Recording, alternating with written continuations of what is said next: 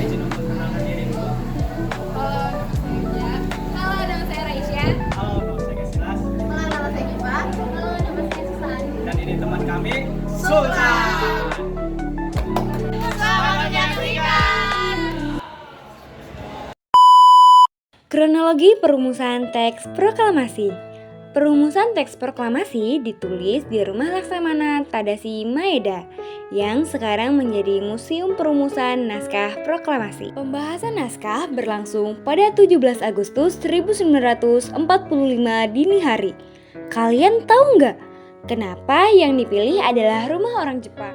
Karena tempat yang dipilih untuk menemukan naskah proklamasi singkatnya setelah peristiwa pengamanan Bung Karno dan Bung Hatta di Rangkas Dengklok pada 16 Agustus 1945, perumusan naskah proklamasi dianggap ideal dilakukan di Jakarta. Tapi saat itu Jepang memberlakukan jam malam.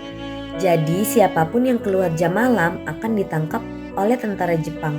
Nah, kebetulan Maeda juga sohibnya Ahmad Subarjo karena Maeda juga menjabat sebagai perwira tinggi. Beliau pun punya privilege hak imunitas terhadap Angkatan Darat Jepang yang tidak bisa sembarangan main menerobos ke kediamannya. Sehingga Ahmad Subarjo meminta tolong agar rumahnya Maeda dijadikan tempat rapat dan Maeda mempersilahkan serta menjamin keselamatannya. Dalam perumusannya, bacaan teks proklamasi di kalimat pertama merupakan hasil gagasan Ahmad Subarjo. Sementara pada kalimat terakhir, naskah proklamasi disumbang oleh Muhammad Hatta. Naskah proklamasi ditulis dalam selembar kertas bloknot berwarna putih berukuran panjang 25,8 cm, lebar 21,3 cm, dan tebal 0,5 mm. Terlihat dua coretan di sebelah kanan naskah proklamasi tulisan tangan. Coretan pertama adalah perubahan kata pengambilan menjadi pemindahan. Sementara coretan kedua kata diusahakan menjadi diselenggarakan. Naskah tersebut kemudian dibahas bersama beberapa tokoh nasional lain yang berada di Rumah Laksamana Maeda. Setelah disetujui, naskah teks proklamasi diketik oleh Sayuti Melik. Faktanya, mesin ketik ini dipinjam dari duta besar Jerman, namanya Hermann Kendler. Karena Sayuti Melik itu nggak punya mesin ketik yang abjadnya pakai huruf A, B, C, D, jadi adanya cuman huruf Jepang doang. Nah, karena Sayuti Melik ini juga seorang jurnalis, naskah yang diketik ulang itu beberapa katanya diperbaiki lagi.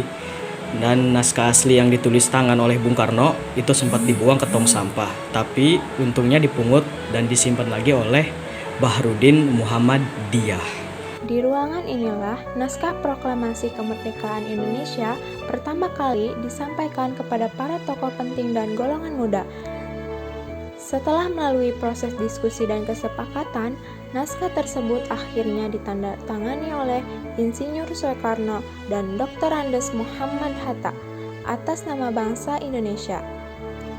Peristiwa bersejarah ini berlangsung pada pukul 04 dini hari, tanggal 17 Agustus 1945, yang kemudian diperingati sebagai Hari Kemerdekaan Republik Indonesia.